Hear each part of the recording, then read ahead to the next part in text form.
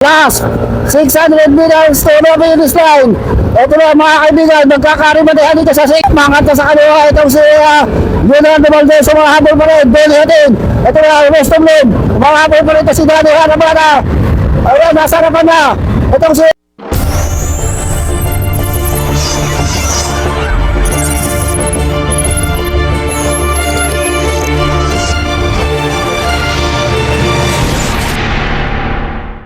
okay, last 100 meters to the finish line. Papalapit na mga kaibigan sa kaliwa sa kanan.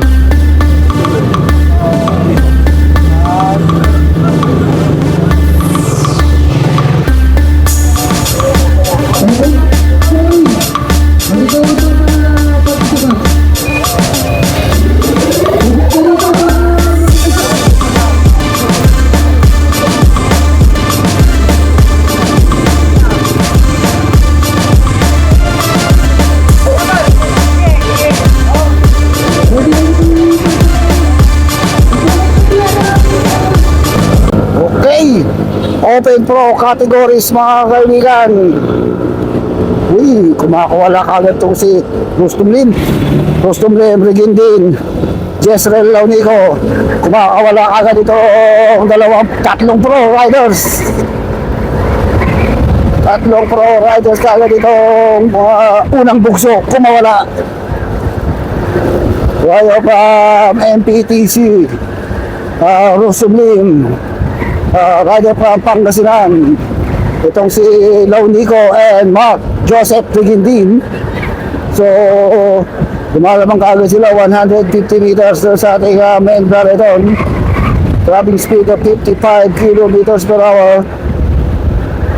Andito pa rin tayo sa may Santo Tomas, Pangasinan, dito sa kanilang kapestahan ng bayan ng Santo Tomas. So taga rito yung mga kilala pro riders, Dominic Perez, John Paul, Laureta. Ito yung mga kilalang mga riders from Santo Tomas, DJ Ferez. Taga rito rin ang mga kaibigan. So dumidikit itong ating grupo. Jerry Capa andito, Piolo Lugto, Arking Roque, Daniel Parinas. Maraming mga pro dito. John Paul Laureta andito rin, si El Joshua Carino.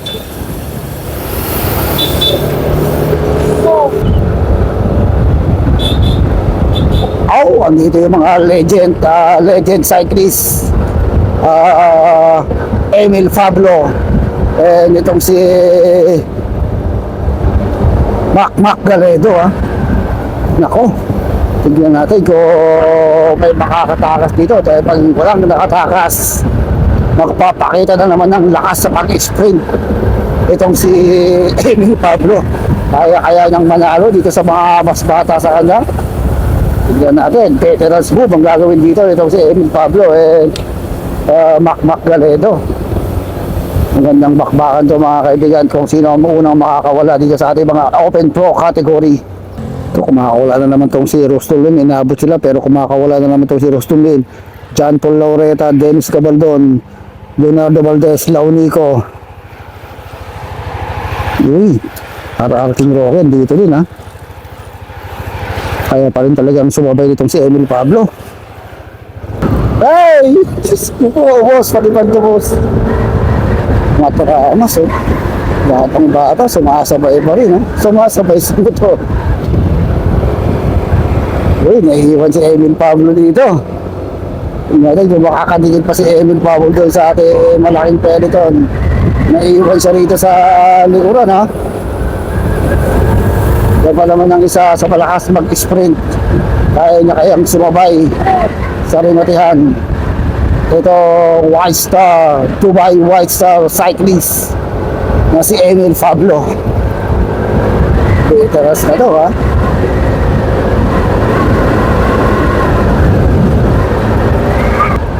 Hindi nagkakabalatan sa ating main bands, Julian Machu, Launico, Jerry Cabael.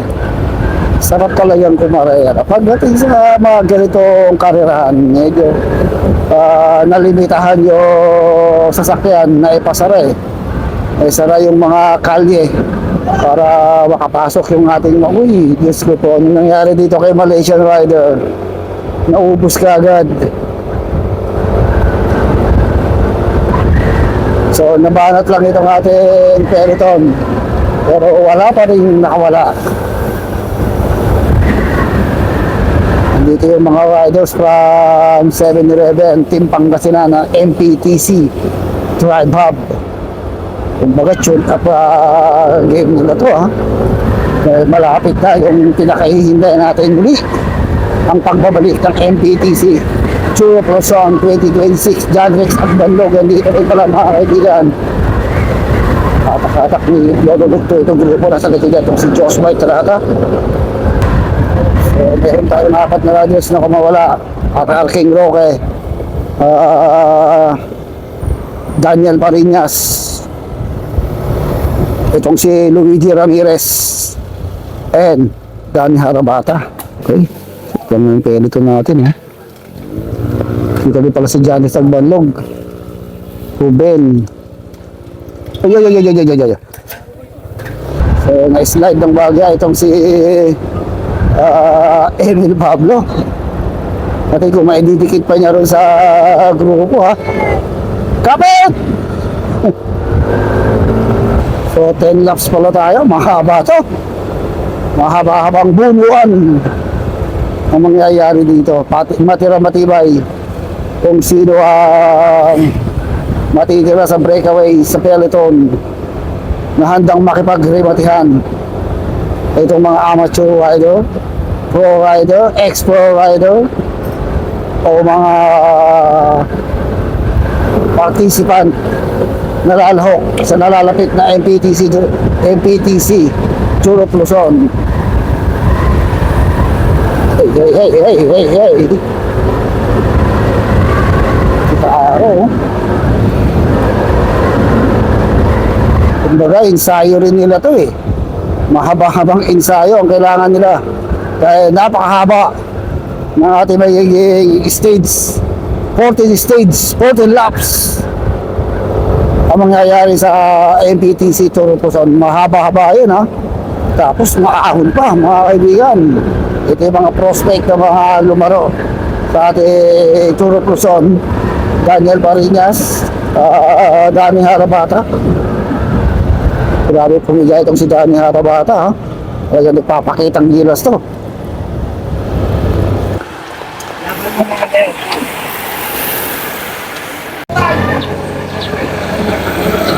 Hindi pa rin nakalayo itong ating tatlong breakaway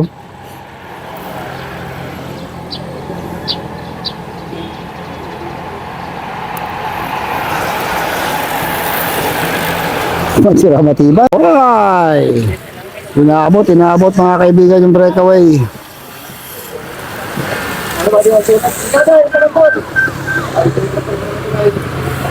Tumatakas na itong si RR King Roque Tumatakas itong si RR King Roque mga kaibigan. Habol itong John Rex, Leonardo Valdez, Rostom Lim, Dennis Gabaldon, John Paul, Julian. Dumidi na. Uy, uy.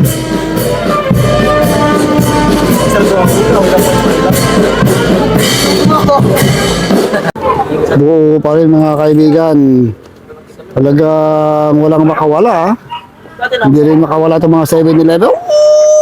Mga kata si Harabata. Yun, sumagad si Harabata. Tao-tao ni Rostom Lim, si Dennis Gabaldon. So tumatakas na naman itong si Danny Harabata mga kaibigan. Nagbabadya na naman kumawala itong si Harabata. Ito na mahabol itong si Nino Lim. Ay, sayado si Dennis Gabaldon Uy, pakalasan na. Si Mac Magaledo dito sa likod. So marami nang humihinto. Marami nang mga kumakalas mga kaibigan. Unti-unting nababawasan. Ito ang ating mga riders. Kung sino yung maiiwan siyang malakas. Yan yung mga panlaban natin sa MPTC Churro Luzon. Andito pa rin si El Joshua Carreño. Rostom Lim, gwardyado ni Dennis Gabaldo itong si Rostom Lim Yung si Aro, medyo paisi-isi lang dito sa gitna. Pero si Mac Galedo ang team coach ng MPTC Churro Luzon, team MPTC Drive Hub. Itong si Mac Galedo. So may kumakawala tayong rider sa harapan. Yung mga kumakawala tayong rider sa Outing Roque, naiwan dito. Kordyado naman ni Leonardo Valdez. So second group natin, yung bukto. So kumakawala na naman ito tatlong riders natin. Ito na naman, dalawang 7-Eleven na ito dito sa harapan. Tani Harabits, Ninulim. Itong si Daniel Parinas, tuluyan kayang makakawala ito sa makapal na peloton. Kung didikitin pa ng peloton ha. Nandiyan lang ating peloton. 15 meters lang pala mga kaibigan. Mahaba pa to. So lumalapit na yung ating peloton dito sa ating tatlong breakaway. Lumalapit na ng Baguio mga kaibigan, pero nagsisikap pa rin ito si Dani Harabata na ilayo yung kanilang grupo doon sa peloton dahil naghahabol Luigi Ramirez. Ang nanonood dito mga kaibigan, madaming mahilig sa cycling dito sa Santo Tomas, Pangasinan. Tumitira na itong si John Paul Loreta. Kuwardyado naman ni Leonardo Valdez itong si John Paul. Nakasabit pa rin dito si Daniel Parinas dito sa harapan at hatak-hatak naman ni Leonardo Valdez itong harapan ng ating breakaway at sumusubok silang kumawala ito sa ating peloton. So dumidikit pa rin yung peloton natin dito sa ating mga breakaway oh. Talagang malakas mag-attack itong si Luigi Ramirez, Gilbert Rosario. Kaya pa rin talagang tumataga, makipagsabay ng matagalan itong si Mac Galedo. So nagkakabalatan, dinikitan, inabot yung ating breakaway. Inabot mga kaibigan, biglang nanghina dito sa ating mga gusto ko, kaindo. Nakakapanghina yun. Kaya pala biglang umangat si Luigi Ramirez. Nakakita sa kaliwa. Huli ka. Kaya pala inangatan sa kaliwa. Meron palang pampalakas sa kaliwa. Bumabayad itong si RR King Roque. Babalak na naman ako mawala itong si RR King Roque. Sandikado na naman si Ruben de la Cruz. Sa likod dyan itong si Nino Lim, si RR King Roque. Yung kumakawala sa harapan. Ilusun na ngayon ni Dani Harabata. Si Kaaro nakikiramdam dito sa likod. Dito makikita yung pati bayan eh. Kasi mahaba-haba nga yung ating ruta. Dito makikita kung sino yung ensayado, sino yung tatagal sa interval. Dito kung masusubok at makikita kung sino talagang malakas. Ano dito oh. Kaya tayo kung ilang lap na lang mga kaibigan, marami pa rin nanonood dito sa last four. At 5, dami naman dito mga idol. So, tuluyang nang kumawala itong dalawang pro. Daniel Parinas at itong si RR King Roque. So, meron tayong dalawang kumawalang riders mga kaibigan. Dalawang pro na ito. Daniel Parinas ng Pangasinan at RR King Roque ng MPTC. Drive out. Malakas na itong si Daniel Parinas ha. Kayang sumabay na naman. Makipagsabayan mga kaibigan itong si Daniel Parinas. Tignan natin kung didikit pa dito sila Rostoglim dahil meron na lang tayo mga last 3 rounds. Mahaba-haba pa yun. So itutuloy na kaya ng dalawang rider na to yung kanilang breakaway o didikitin ba sila ng grupo ni Rostom Lim. Ito mo talaga makikita may mga pang-maintain eh. Talagang kilalang malakas din itong si RR King Roque. Kaya itong si Daniel Parinas mga kaibating-ating second group. Kung humahabol o lumalayo, lamang ito ating dalawang breakaway. Uy, malakas itong si Dennis Gabaldon ngayon ha. Malakas tong si Dennis Gabaldon ngayon. Hindi niya talaga iniwanan itong si Rustum Lim. At rin itong si Leonardo Valdez. Malakas din mga kaibigan. Uy! Ito, si Caro, buhay pa. John Paul Laureta. Talaga pag may ensayo ka talagang malakas ka eh. Kaya nasa ensayo talaga ang susi para lumakas. Tingnan mo itong si Leonardo Valdez, Dennis Gabaldon, andito pa rin, buhay pa rin mga kaibigan. Dati yan, medyo naiiwan-iwanan na pag ganito kahaba yung ating karera, pero andito pa rin. So si Caro, talagang hawak pa rin nila yung kanila karanasan nung sila nasa Honda Pilipinas. So nagsolo na lang itong si Daniel Pariñas sa breakaway. Nangyari kay RR King Roque, na-flat. Nagkaroon ng flat tire itong si RR King Roque. Naku, maghahabol sigurado. Siguradong maghahabol dito yung ating Peliton. Dahil pipilitin nilang dikiran ito. Dahil na-flat niya itong si RR King Roque. So, didikit to nila Rustum Lim, John Paul Laureta, mga kaibigan, sure yan. Pero hindi naman magpapaiwan sila Dennis Gabaldon and Leonardo Valdez. Sigurado, sasama yun. Ay. So, ito lang yung ating grupo. Nalamang si Daniel Pariñas, 150 meters lang. Ito na, tinangkuhan na nga ni Rustum Lim, maghahabol to. Kumaganda yung laban, mga kaibigan. Ang tanong dito, ididikit pa ba ni Rustum Lim? Eh, talagang tindiraan ko na ni Rustum Lim eh. Mukhang nagkakaubos-ubos ka rin. 2, 4, 6, 8 riders na lang to. So lumalamang si Daniel Pariñas, 150 meters pa rin dito sa grupo na to ni Rustum Lim. Talaga ang hindi iniiwan ni Dennis Gabaldon ha. Ito si Rustum Lim. Okay, last lap mga kaibigan. Tignan kung madidikit pa itong si Daniel Pariñas. Ito lang yung grupo ni Rustum Lim, oh. Yun, wala na si Ninyo. So, grabe yung lakas na pinapakita nitong si Daniel Pariñas, mga kaibigan. Hinahabol siya ng grupo sa likod, pero hindi bumibigay. Wala na silang kalaban maliban kay Rustum Lim. Puro Pangasinan Riders tayo andun sa second group. Titigan natin kung mag-ahabol pa itong si Rustum Lim dito ha. Pero hindi natin masabi, iba pa rin ang lakas ni Rustum Lim. Tignan natin yung second group kung ano ginagawa diskarte ni Rustum Lim doon. Okay, ito yung grupo ni Rustum Lim. Nakatak pa rin ni Rustum Lim ha. So wala nang kakampi yata si Rustum Lim dito mga kaibigan. Dito pa si Harabata oh. 70 meters lang ang nilalamang ni